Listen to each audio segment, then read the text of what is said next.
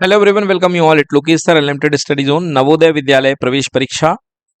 आपकी जो school selection test class 6 का, उसी में सबका स्वागत है। Question number 41, a square park of side 50 centimetre, there is a path of 2.5 metre wide running along the side, the cost of the travelling path at ₹10 per square metre. तो देखिए, ये आपके सामने सवाल दिया गया है और आप में इसमें कॉस्ट निकालनी है। तो चलिए किस तरीके से कॉस्ट निकालना पड़ेगा। देखिए, आपके पास 50 मीटर की विड्थ है, आपके पास 50 मीटर की साइड दी गई है, मतलब ये 50 मीटर की है, और इसके चारों तरफ 2.5 मीटर वाइड का आपने एक रास्ता बना रखा है, ठीक है ना। तो 2.5 नीचे, 2.5 ऊपर, ये कितना हो जाएगा टोटल 55, और यहां भी हो जाएगा 55, ठीक है। और तो आपको कह रहा है कि रनिंग कॉस्ट की ट्रेवलिंग, आपको कॉस्ट बताना है लेवलिंग द पाथ। इस पाथ को लेवल किया गया, तो सबसे पहले आपको,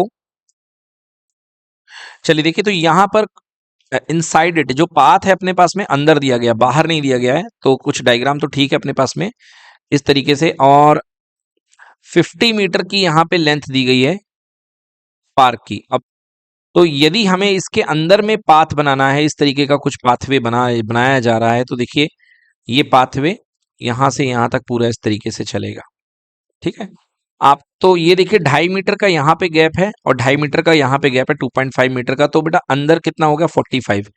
तो मतलब अब एरिया निकालना है। सबसे पहले आपको इसका एरिया निकालेंगे, उसके बाद में हम कॉस्ट कर देंगे लेवलिंग की मल्टीप्लाई। तो जो पाथ एरिया आएगा वो कितना आएगा, पाथ एरिया निकालने का सबसे सरल तरीका outer area minus inner area. तो outer area side into side, 50 का स्क्वायर माइनस 45 का स्क्वायर, क्योंकि पाथ का एरिया बराबर बाहर वाले स्क्वायर का एरिया माइनस अंदर वाले स्क्वायर का एरिया। तो बेटा ये फॉर्मूला हो जाएगा 50 प्लस 45 इंटू 50 माइनस 45, ए प्लस बी ए माइनस बी। बेटर तरीके से कर सकते हैं, 50 प्लस 45 हो गया 95 और इंटू 5 ये आ गया। चलिए अब इसके बाद 10 रुपए पर स्क्वायर मीटर की कॉस्ट आ रही है, तो मतलब मल्टीप्लाई बाय 10 कर दो, लगे हाथों रुपया भी निकल आएगा। तो कितना आएगा अपने पास में 5 जब 45, 5 कैरी आ गई, 4 5 9 जब 45 49 आ गया and 0। So wait wait wait wait wait, कुछ गलती हो रही क्या हमसे यहाँ पे। हमने फॉर्मूले में सॉल्व कर दिया, तो 50 प्लस ये 95 हो गया, और 50 में से 45 गया तो 5 हो गया, है ना। हाँ, यहाँ पे 47 होना था, हमने मल्टीप्लाई में गलती करी है। So 4750 will be the cost. तो करेक्ट आंसर इसका कितना हो जाएगा, B will be the right answer, ठीक है। चलिए नेक्स्ट क्वेश्चन की ओर चलते हैं। B is the correct answer, इसका करेक्ट आंसर हो गया आपके पास में बी।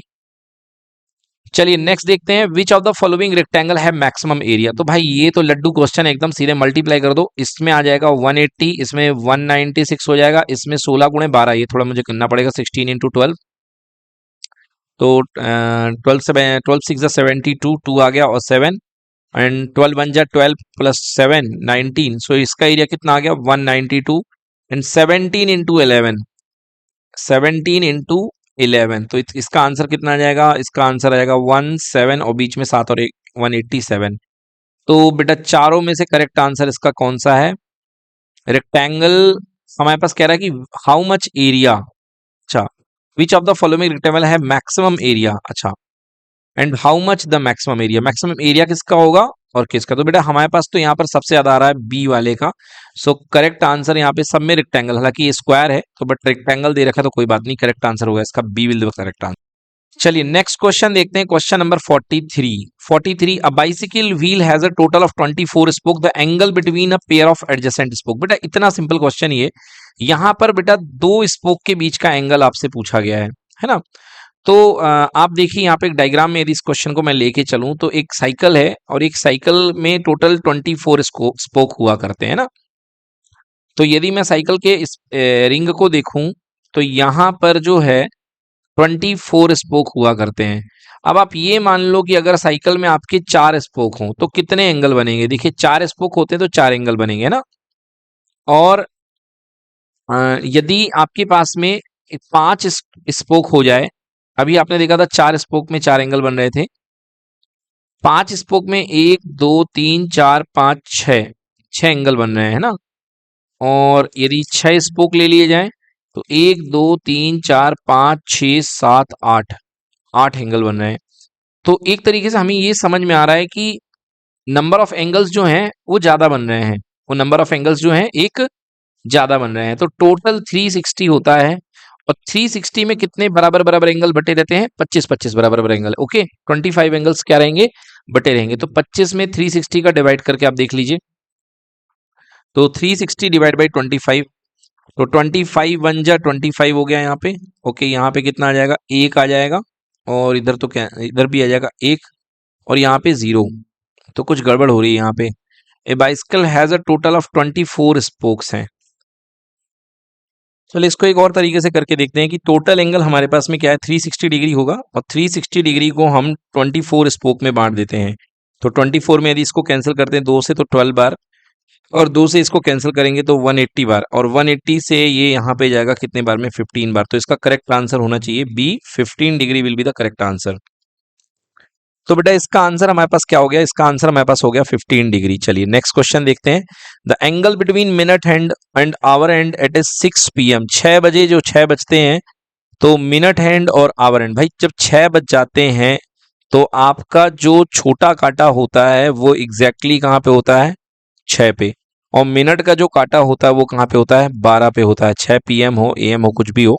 ओके, तो आपका यहाँ पर एंगल क्या बन रहा है? एकदम स्ट्रेट एंगल बन रहा है यहाँ पे ना। तो एक्यूट भी नहीं बनेगा, ऑब्ट्यूज भी नहीं बनेगा, राइट भी नहीं बनेगा। ये कैसा एंगल बनेगा? स्ट्रेट एंगल, 180 डिग्री का angle. Okay, that is called straight angle. चलिए next question. The bar graph shown figure number of question solve by P, Q, R and S from the above bar graph, find how many question Q and R solve together. तो बेटा Q और R के total question, तो Q ने यहाँ पे 6 attempt करे हैं, और R ने कितने अटेम्प्ट करे हैं? 10। तो टोटल 10 + 6 = 16। बहुत easy question. Next question, find the difference between the greatest and the smallest 4 digit number formed using the all the digit 4, 2, 0 and 7। Excuse me बच्चों, यहाँ पे क्वेश्चन नंबर 45 में हमने कुछ और कर दिया और पूछा कुछ और गया है। क्वेश्चन को बहुत केयरफुली रीड करना चाहिए। तो from the above graph find how many more question Q and R। मैंने Q एंड R का सॉल्व करके 16 तो निकाला है, बट आगे क्वेश्चन देखिए, together with P and S together did. P और S ने जितना टुगेदर किया, तो P और S ने, P ने 4 और S ने कितने सॉल्व किए हैं? 8। 8 4 12। तो बेटा डिफरेंस करेंगे तो 16 में से 12 का डिफरेंस कितना आएगा? 4। तो correct answer will B 4। Next question की ओर चलते हैं। अगला क्वेश्चन हमारा ये दिया है, find the difference between the greatest and smallest 4 digit number. तो ग्रेटेस्ट के लिए 7 आगे, फिर 4, फिर पीछे, फिर 2, और फिर कितना? 0। And smallest, greatest and the smallest 4 digit number. Okay, smallest भी 4 डिजिट बनाना है तो पहले 2 रखा जाएगा, और फिर 0 रखा जाएगा, फिर 4 रखा जाएगा, फिर क्या रखा जाएगा? 7। अब इनका डिफरेंस करते हैं, तो देखिए यहीं पर डिफरेंस कर देते हैं। तो 10 में से 7 गए, ये 3 हो जाएगा, ये 12 बन जाएगा, 12 में से 4 गए, है ना, सॉरी 11 बन जाएगा, तो 11 में से 4 गए 7 हो जाएगा, और ये अपने पास आ जाएगा 3, और 7 में से 2 गए 5। Correct answer C, 5373 will be the correct answer. Next अगला question, question number 47 in a question of division, if divisor is 51, quotient is 16, remainder is 27, then the dividend is. तो बहुत ही सिंपल क्वेश्चन है, इसको आप डिविडेंड डिवीजन वाली process से कर लें आप इसको बना करके, है ना। In a question division, divisor is 51, divisor जिससे डिवाइड करा जा रहा है वो कितना है? 51। 51 डिवाइजर है, और क्वोशिएंट कितना आ रहा है? 16 है, और रिमाइंडर कितना है? 27। तो रूल क्या होता है?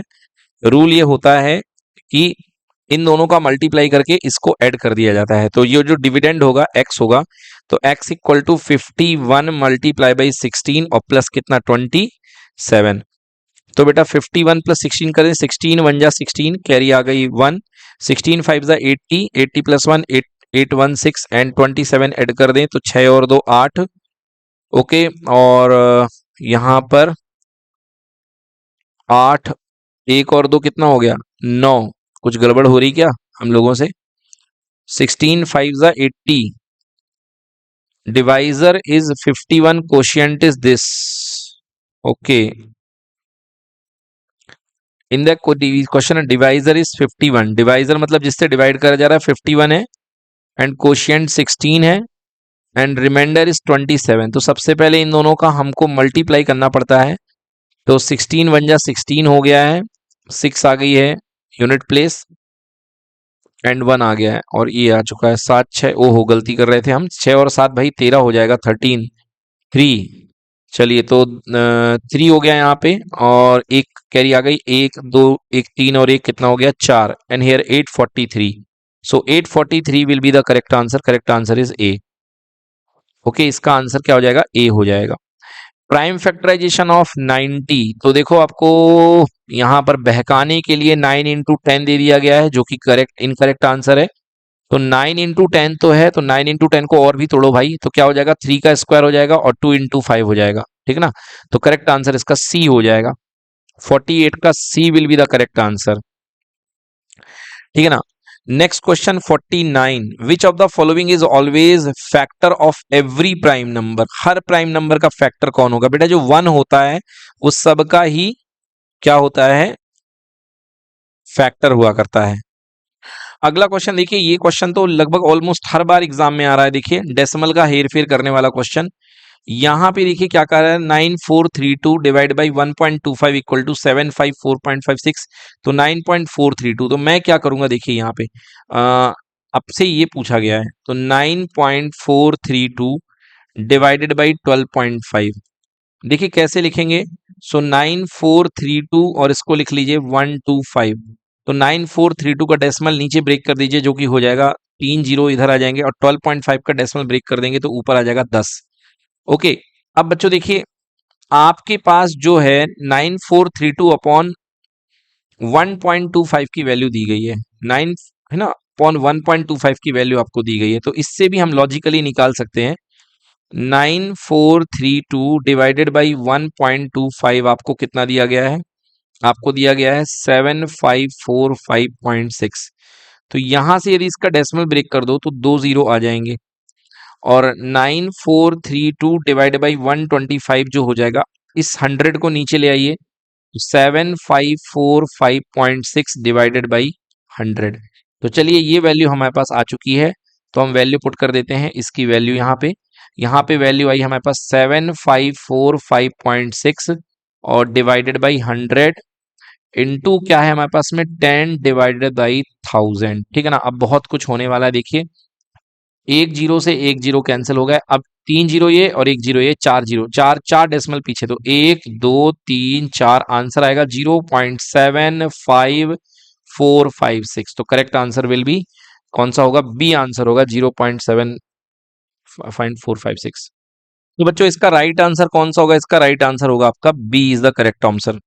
चलिए नेक्स्ट है द सम ऑफ 1.1 1.01 1.001, एंड इतने सारे आपको सम निकालने हैं, तो इसको तो लिख करके आप सॉल्व कर लीजिए, है ना।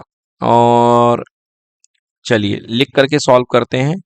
तो आपके पास सबसे बड़ा नंबर है 111.1001, फिर इसके बाद थोड़ा सा छोटा नंबर है 11.01, देन इसके बाद और थोड़ा सा छोटा नंबर लिख लीजिए, तो 1.1, फिर 1, ये भी हो गया 1, फिर 1.01 1.01, ये भी हो गया, फिर 1.001, ये भी हो गया, एंड लास्ट है 0.01 0.01, ये भी हो गया, और सब कुछ हो गए, 1 2 3 4 5 6, 1 2 3 4 5 6, 6 सही नंबर लिख लिए हमने। देखिए जहां कुछ नहीं है वहां जीरो बना लीजिए, है ना। तो ये देखिए 1 डेसिमल के बाद 4 डिजिट में केवल एक ही नंबर आ रहा है, तो 1 आ जाएगा। डेसिमल के बाद आपके पास में 3 डिजिट में केवल एक ही नंबर मैच हो रहा है 1 का, तो ये भी 1 आ जाएगा। अब यहाँ 1 + 1 2 + 1 3, ओके यहाँ पे आ गया आपके पास में 3। अब डेसिमल के बाद में 2 हैं, अब इसके बाद में कितना आ जाएगा, 111, और 11 हो गया कितना, 122 23 24 25, तो 125.2311, C will be the correct answer, 125.2311। चलिए नेक्स्ट देखते हैं क्वेश्चन नंबर 52, देखते हैं कि 52 क्या हो जाएगा। तो 52 में देखेंगे, ये है हमारे पास में क्वेश्चन लेके आ गए हैं 52। 3 प्लस, देखिए इसको डेसिमल 0.03 हो जाएगा, और इसका डेसिमल 0.003 हो जाएगा, सॉरी 0.003, हाँ, और ये 0.003 क्योंकि 3 डेसिमल बनेंगे इसमें, और इसमें 1 2 3 4 5 6 6 हो गए, है ना, 6 जीरो, तो 0.1 2 3 4 5, और छठवें के स्थान पे 3 आ जाएगा, इस तरीके से आ जाएगा। चलिए अब इसमें आप इसको ऐड कर दीजिए, तो सबसे पहले आएगा अपने पास में 3, तो फिर 0.03, फिर 0.003, फिर 0.000, 3 जीरो, 1 जीरो, 5 जीरो और ये छठवा जीरो, ठीक है ना। तो 3.1, फिर 3 और फिर से 3, फिर 003, मतलब 3.03, 3.033 और फिर 003, 3.033 एंड फिर 003। करेक्ट आंसर इसका होगा B, will be the correct answer. 52 का बी करेक्ट आंसर है। देन नेक्स्ट क्वेश्चन की ओर पढ़ते हैं। 53,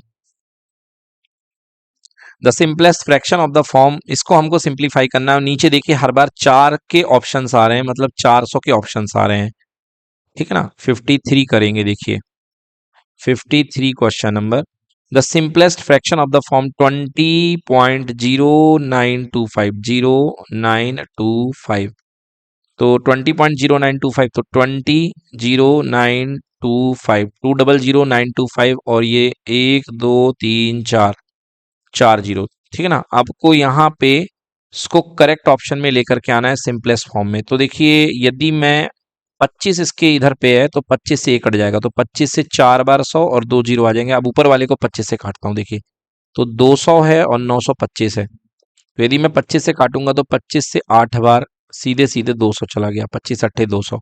अब क्या उतरेगा 9, एक डिजिट उतारने का पावर है आपको, बट आपको 2 डिजिट चाहिए, तो पहले 0 बार जाएगा, तो 9 फिर दूसरी डिजिट आ गई।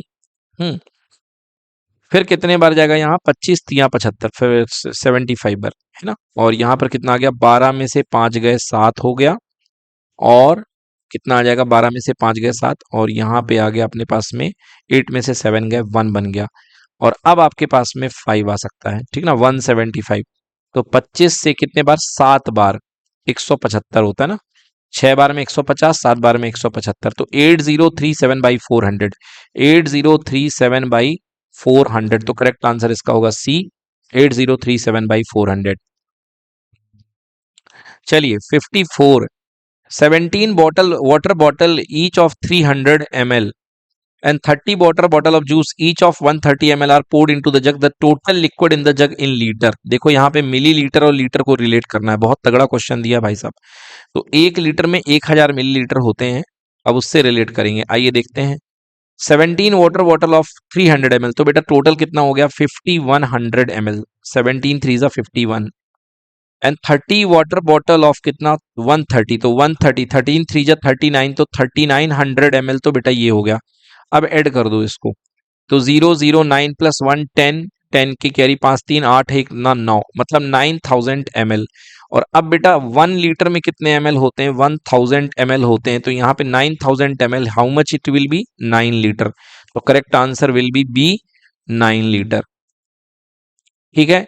Next question number 55, question number 55 देखते हैं क्या कहा जा रहा है, बहुत बड़ी कहानी कही जा रही है इसमें। सुरेश लेफ्ट, टाइम वाला question, Suresh left his home 9 AM to meet his uncle, he walk for the 10 minute. देखिए 9 बजे चला और 10 मिनट तक जो है वो अपने अंकल के पास पहुंच गया, इतने में ये वॉक किया है। Uncle, he walk for 10 minute, travelled in a bus for 1 our 5 minute. अब 9 से 1 घंटे 5 मिनट की ट्रेवलिंग हुई है, तो 9 बजे से 10 मिनट से लेके 1 घंटे कितना हो गया, 10 बज के 10 मिनट, और 5 मिनट और, तो 10:15 हो गए, है ना।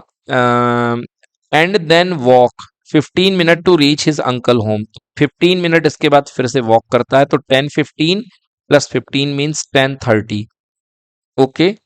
And he stayed there for 3 hours, तो 10:30 से 3 आवर, 10 से बज गए 11, 11 से बज गए 12, 12 से बज गए 1, सो 1 बज के 30 मिनट तक ये उनके घर में रुका, है ना।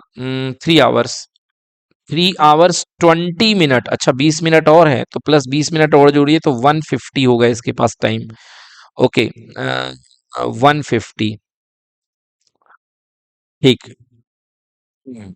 And reach his home at 3:30, okay. घर लौट रहा है भाई, 150 पे था और वापस लौट करके अपने घर आया है, तब तक टाइम कितना हो चुका है, 3:30। आपको पूछा जा रहा है कि बताइए कि कितना टाइम उसने घर आने में लिया है, तो 3:30 टाइम, ये तो आप ऐसे भी कर सकते हो, देखो 1:50 पे हो और आपको 3:30 तक आप घर पहुंच रहे हो, तो 1:50 से 2:50 पूरा पूरा 1 घंटा हो गया। और 2:50 के आगे 3 बजने में कितना समय बाकी है? 10 मिनट, है ना। तो 10 मिनट, तो 1 घंटे 10 मिनट में 3 बजा दिए, और फिर ऊपर के 30 मिनट और, तो कितने बज गए? 3:30, मतलब 1 our and how many minute? 40 minute. तो करेक्ट आंसर इसका क्या होगा? सी, 1 आवर 40 मिनट। तो इसका करेक्ट आंसर होगा बच्चों 1 आवर 40 मिनट, क्योंकि इसको 1 आवर 40 मिनट लग रहे हैं, ठीक ना। ये क्योंकि 150 पे वहां अंकल के यहां से चला है और 3:30 पे घर पहुंच रहा है ना। तो 150 से लेकर के 3:30 तक कितने हो जाएंगे? 1 आवर 40 मिनट्स, ठीक है। चलिए नेक्स्ट क्वेश्चन देखते हैं। सो इसका 1 hour 40 minute, C will be the correct answer.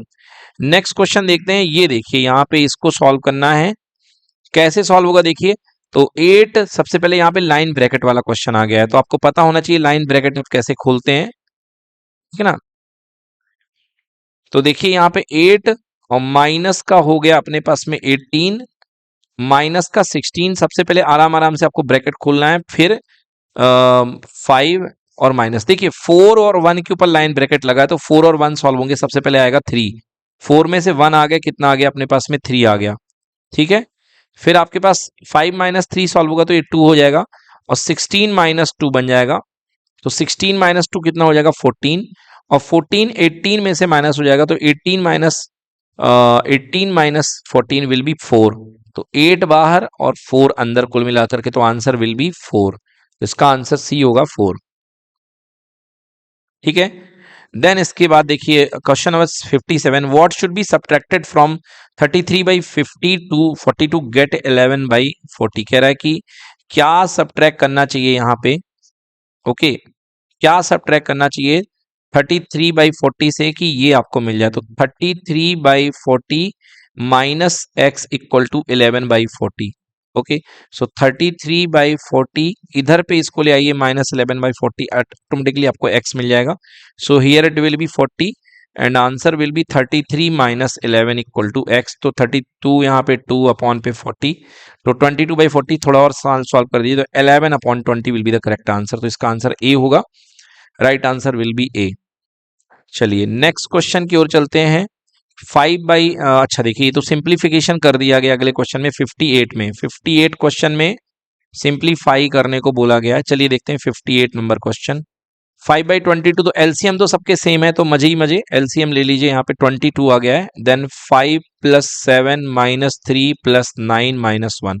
तो प्लस वालों को ऐड कर दो, 5 और 7 12, और 12 और 10 22 होता है, बगर 19 22 सॉरी 21, तो 12 और 9 21, 21 - 4 हो जाएगा, बिकॉज माइनस के 2 हैं, होल डिवाइड बाई 22। 21 में से 4 गया, कितना हो गया? 17, 17/22 आ गया इसका आंसर। Correct answer will be B, 17/22। 17/22 will be the correct answer, ठीक है ना। 17/22 will be the correct answer, B answer. Next question, question number 59। Question number 59, देखिए क्वेश्चन नंबर 59 किस तरीके से कहा गया है। A shopkeeper buys at the rate of 5 toffees for a rupee and sells 5 toffees for a rupee and sells 4 toffee for a rupee. The number of toffees sold so as to earn a profit of ₹125। देखिए एक shopkeeper है, at a rate of 5 toffees for a rupee, मतलब कि 5 toffee जो है वो 1 रुपए में खरीदता है। 5 टॉफी 1 रुपए में। तो चलिए 5 टॉफी फॉर 1 रुपी, मतलब 5 टॉफी की जो कॉस्ट प्राइस है वो 1 रुपए है। तो एक टॉफी की जो कॉस्ट प्राइस होगी वो कितनी बनेगी? 1/5 रुपीज बनेगी, ठीक है। एंड इसके बाद में सेल करता है, देखिए 4 toffees for a rupee, sell करने के लिए ये हो गया इसका कॉस्ट प्राइस 1/5 रुपी। 1/5 रुपी, अब रुपी में रहने दो या इसको आप 0.2 कर लो, मर्जी आपकी, 1/5 ही रहने दो, ठीक है। देन इसके बाद कह रहा है कि ये 4 टॉफीज जो है and sell at rate of 4 toffees for a rupee, 4 toffee जो है 1 रुपए में बेचता है। तो 1 टॉफी कितने रुपए में बेचेगा? 1 टॉफी जो है 1/4 रुपीज में बेचेगा, ठीक है ना। 1 टॉफी जो है 1/4 रुपीज में बेचेगा, ठीक है। अब कह रहा है कि अगर इस रेट से बेच रहा, मतलब ये इसका सेलिंग प्राइस है, अब यदि इस रेट से बेच रहा है तो बताइए 125 रुपीज बेचने, 125 पैसे कमाने के लिए इसे कितना प्रॉफिट चाहना पड़ेगा।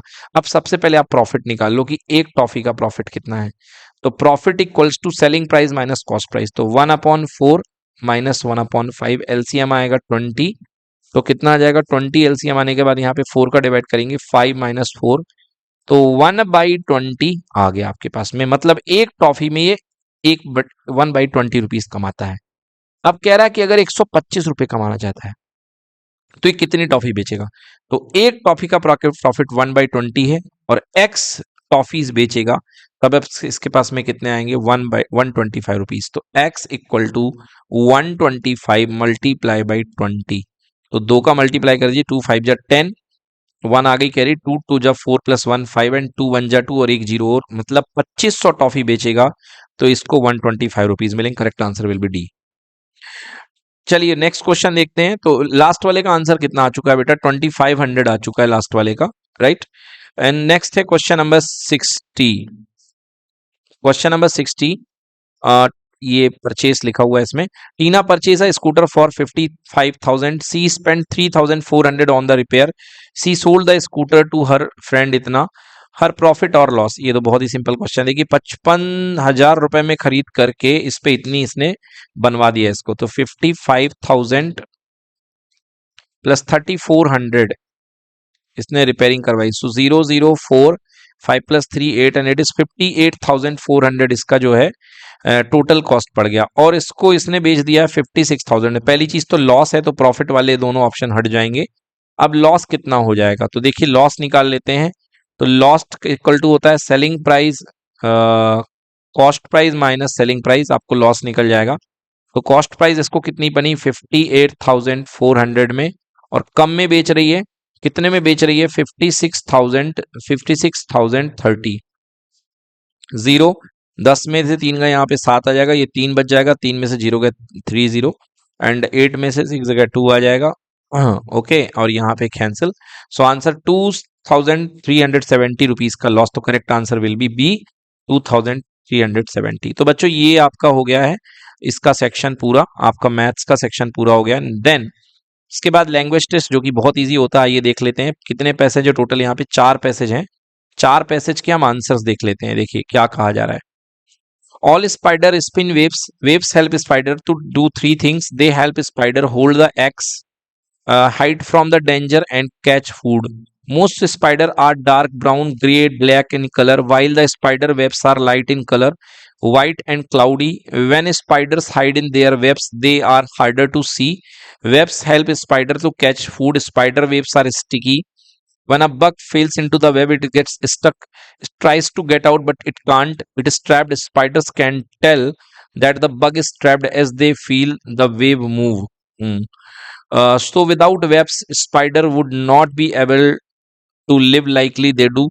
Webs in fact are crucial for their survival. चलिए अब ये कह रहा है कि the passage is about the importance of spider web, the importance of bugs and spider, importance of laying egg, nature of spider. देखिए कह रहा है कि ये पैसेज जो है ये किसके बारे में है। देखिए मोस्ट ऑफ द यहाँ पर नीचे जो बात की गई है वेब के बारे में बात की गई है यहाँ पे ना।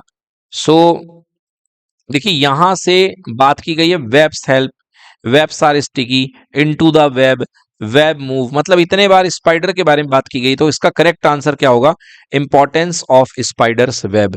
ओके तो करेक्ट आंसर इसका क्या होगा, ठीक है ना, स्पाइडर्स वेब। नेक्स्ट है what is not true about the web, they hold egg, ये भी सही बात है भाई कि होल्ड एग करते हैं। They catch food, they find water, no no no, water का तो कोई जिक्र नहीं हुआ है यहाँ पे, तो इसका करेक्ट आंसर सी होगा। वाटर की तो कोई बात ही नहीं हुई है पैसेज में, है ना, तो correct answer will be C. Not true बोला है ना, हाँ। The synonym of the word trapped, trap मतलब क्या होता है फंस जाना, तो फंसने को क्या बोलते हैं stuck, correct answer A stuck. How can spider tell when something is trapped in web, बेटा क्या बताया था वो, क्या करते हैं वो उसको हिलता है ना, वो जर्क करता है, मूव करते हैं तो फील कर लेते हैं। ये देखो यहाँ लिखा हुआ है ना, ये लिखा हुआ है it tries to get out trapped, spider can tell that the bug is trapped as they feel the web to move, तो वो फील करते हैं, तो करेक्ट आंसर इसमें क्या होगा, फील। फील कहां पे, ये C answer, correct answer will be C. As use in the last sentence of the passage the word survival, survival का मतलब क्या होता है बेटा, बीइंग अलाइव, बीइंग अलाइव, जिंदा रहना, है ना, बीइंग अलाइव को सर्वाइवल बोलते हैं। चलिए नेक्स्ट है, देखिए अगला है, मैं सीधे पैसेज नहीं, पैसेज में बात कर लूंगा, चलो पढ़ ही देता हूं, कोई बात नहीं। Passage number 2, robot is a special machine, it moves and follows instruction that come from a computer, because it is a machine, it does not make mistake and get tired, tired, है ना, it is never complains, ये कभी शिकायत नहीं करती। Robots are all around us, some robots are used to make things, for example robots can help to make cars, some robots are used to explore dangerous places like volcanoes, some robots can help in clean houses, some robot can even recognize words, they can be used to help answer telephone calls, some robots look like human, most robots just like machine। so पहला है the synonym of tired, synonym of tired exhausted, थक जाना, I am totally exhausted, है ना, ऐसा।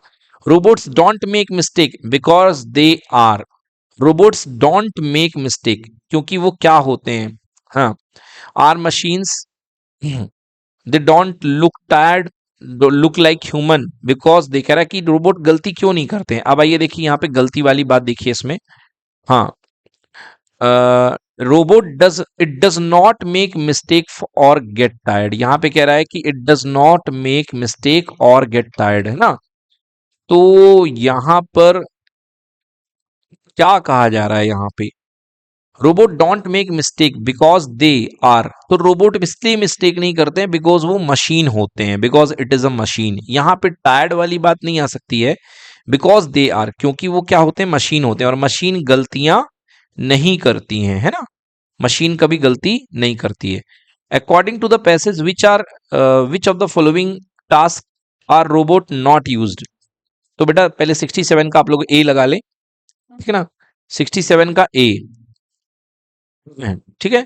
Then 68, according to the passage for which of the following robot does not use, तो clean houses में use होता है ना, फॉर टीचिंग चिल्ड्रन, हाँ बेटा ये करेक्ट आंसर इसका डी होगा, इसमें रोबोट का यूज नहीं कर सकते हो, तो इसका आंसर D. Which of the following word is an antonym of dangerous, बेटा डेंजरस का एंटोनिम यानी अपोजिट, तो डेंजरस का अपोजिट क्या होगा, सेफ होगा, है ना। Then which of the following is not statement about robots is not true, robot के बारे में कौन सा स्टेटमेंट ट्रू नहीं है। Most robot look like machine, तो ये भी सही है। रोबोट्स डोंट मेक मिस्टेक, हाँ ये भी सही है। Most robots look like human, देखिए ये मेरे को थोड़ा सा, मैं रोबोट्स आर वेरी यूजफुल, ये बात भी बिल्कुल सही है, but most robot are look like human, no no, most robot are look like human नहीं होता, most robot just look like machine होता है। ज्यादातर रोबोट कैसे दिखते हैं, मशीन के जैसे दिखते हैं, ह्यूमन के जैसे तो बहुत ही कम रोबोट बनाए गए हैं, तो करेक्ट आंसर इसका डी होगा, क्योंकि उसने पूछा कौन सा ट्रू नहीं है। चलिए passage number 3, the golden eagle is easily recognizable by mostly dark brown plumage and golden feathers. In adult, the females resembles the male, but often larger. The majestic creature makes its home in the open country in the northern hemisphere. They build large nests of or in trees on the walls of cliffs, which give them the greater room for the maneuver. The golden eagle is a master of soaring with its large wingspan. It's a magnificent sight as it soars for long period, often aided by the rising mass of warm air. Upwind is important for it can carry the golden eagle to massive heights without flapping. थोड़ा सा tough passage यहाँ पे आया है, चलिए फिर भी पढ़ते हैं। Golden eagle mostly found in, बोला बताया था आपको नॉर्दर्न हेमिस्फीयर में गोल्डन ईगल मिला करते हैं, तो 71 का आंसर है फर्स्ट का D. The female golden eagle can be distinguish by, जो फीमेल गोल्डन ईगल होती हैं वो क्या होती हैं, बड़ी होती हैं, है ना, ऑफन लार्जर, तो इसमें क्या होगा, इसका आंसर डी होगा, है ना, यस, तो डी होगा इसका आंसर, क्योंकि इसमें ऑफन लार्जर है। Which place would the bird look for building nest, बेटा ये कहा कि कहाँ पर ये जो बर्ड हैं अपना घर बनाना पसंद करती हैं, तो ये कहाँ पर अपना घर बनाना पसंद करती है, देखिए लिखा हुआ था in trees, they build large nest in trees, पौधों पेड़ों में, and on the walls of cliff. Yes, तो या तो ट्रीज में या वॉल्स ऑफ क्लिफ में। तो ओपन कंट्री, आइसोलेटेड वेजिटेशन है। Open country with houses, would the word open country with houses and give them with large wings है। मैं देखिए यहाँ पे कुछ कलर कहा गया था,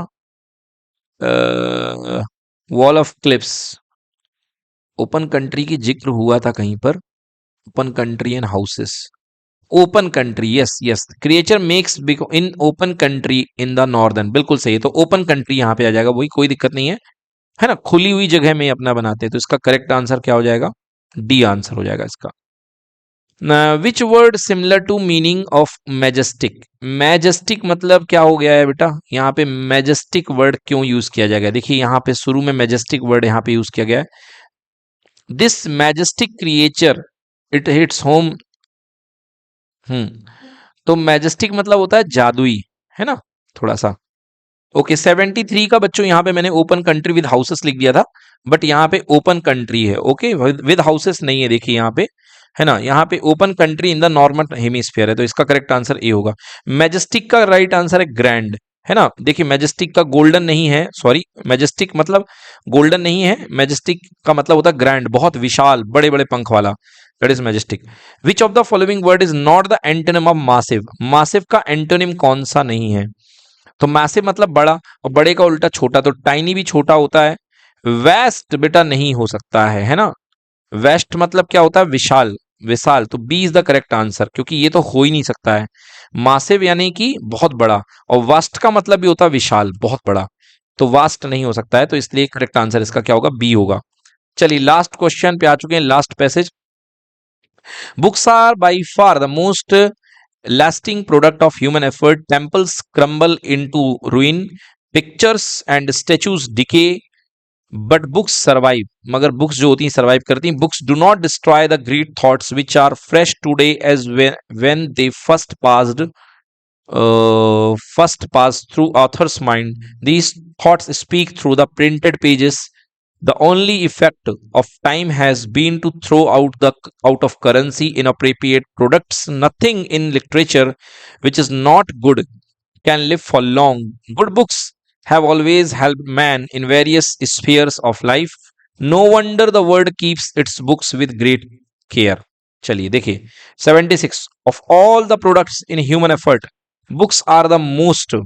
yes, बताइए जितने एफर्ट होते हैं बुक्स उसमें कैसा क्रिएशन होता है, यहाँ पे लिखा होगा books are the for most lasting product, तो लास्टिंग यूज हुआ है यहाँ पे क्या, कैरिंग इनअप्रोप्रिएट, इनअप्रोप्रिएट तो हो ही नहीं सकता है, टाइम कंज्यूमिंग भी नहीं हो सकता है, आई थिंक यूजफुल होना चाहिए यहाँ पे, यूजफुल, ठीक है ना, तो सारे आंसर्स में यहाँ पे यूजफुल सही लग रहा है, तो करेक्ट आंसर इसमें होगा useful, D will be the correct answer. Good books have been able to stand the test of time because they contain the author's mind, the great ideas, inappropriate product. ये भी नहीं हो सकता printed matter, मतलब दो ही है हमारे पास। अब पैसेज से देखिए, क्योंकि पैसेज के आंसर को यहाँ पे महत्व दिया जाता है। यस देखिए, सो हाँ, books do not destroy the great thoughts which are fresh today as when they first pass through the author's mind. Yes, तो देखिए सबसे पहली चीज यहाँ पे जो बुक्स होती हैं उसमें क्या कहा गया है कि good books have been able to stand the test of time because they contain the author's mind, इसका आंसर होगा ए, ठीक है ना। Next, which of the time, which of the following words in a synonym of the word inappropriate, synonym बताया जा रहा है inappropriate का, तो इनएप्रोप्रिएट मतलब कि जो सुटेबल ना हो, इलनेस, इनएप्रोप्रिएट जो सही ना हो, तो सही ना हो को क्या बोलेंगे, इनकरेक्ट, करेक्ट आंसर इसका होगा D, D is the incorrect. The word keeps it books with care because they train us, बिल्कुल नहीं, यहां पे कह रहा है कि वर्ड जो होते हैं बुक्स में रखे जाते हैं वो बहुत केयर के साथ, सावधानी के साथ रखे जाते हैं, with care. Train us know, help in various field, are timeless, celebrate human effort. देखिए यहाँ पे इसको पढ़ना पड़ेगा, आप क्यों, है ना, कि जो वर्ड होते हैं वो बहुत केयर के साथ रखे जाते हैं। हाँ, no wonder, no wonder the word keep it books with great care, ठीक है ना। तो good books are always help man in various sphere of life, इसलिए nothing in literature would not good can live for long. तो यहाँ पे ये कहा जा रहा है कि रखे जाते हैं, क्यों? क्योंकि they help in various field. तो बी आंसर इसका हो जाएगा, है ना, क्योंकि वेरियस स्फीयर ऑफ लाइफ लिखा गया है यहाँ पे, है ना, तो इसलिए क्या होगा, ग्रेट केयर से रखे जाते हैं। चलिए चलिए नेक्स्ट देखते हैं, last question. The word crumble used in the passage means, crumble. तो चलिए देखते हैं क्रम्बल वर्ड कहाँ पे यूज हुआ, उसके बाद पता लगेगा कि क्रम्बल का मीनिंग क्या होता है। Books do not destroy which is, ये हो गया, यहाँ पे भी हो गया। Only effect has been currency. Crumble word तो मुझे अभी तक नहीं दिखा, कहीं पे जरूर छिपा होगा क्रम्बल का वर्ड का। यस, ये लिखा है, टेम्पल्स क्रम्बल इनटू रुइन। देखिए मतलब कि व्यर्थ हो जाना, मतलब क्रम्बल्स इनटू रुइन, मतलब जो मंदिर होते हैं ना, मतलब कुछ ऐसा मीनिंग निकल रहा है कि मंदिर का भी एक समय होता है, फिर वो टूट टूट वगैरह जाते हैं, ऐसा कुछ होता होगा। तो इसका मतलब क्या होता है क्रम्बल का मीनिंग क्या होता है, डिसइंटीग्रेट, डिसमिस, डिस्प्लेस, डिसेक्ट। तो देखिए डिसमिस तो हो नहीं सकता है, क्योंकि कोई नियम नहीं है जिसको डिसमिस कर दो। डिस्प्लेस मतलब एक जगह से दूसरी जगह, आई थिंक ये होना चाहिए, डिसइंटीग्रेट होना चाहिए। तो 80 का करेक्ट मीनिंग जो होना चाहिए डिसइंटीग्रेट, एंड डिसेक्ट देख लेते हैं। सो आई हैव चेक बच्चों, इसका 80 का आंसर नंबर है आपका A. So correct answer will be A. So बताइए कमेंट बॉक्स में बच्चों कि आपको ये हमारा ये पेपर कैसा लगा है, और जरूर हमारे चैनल को सब्सक्राइब करें, अपने दोस्तों को भी शेयर करें, ज्यादा से ज्यादा फायदा उठाएं। Thank you so much for being with Lokesh sir unlimited study zone. Have a good day.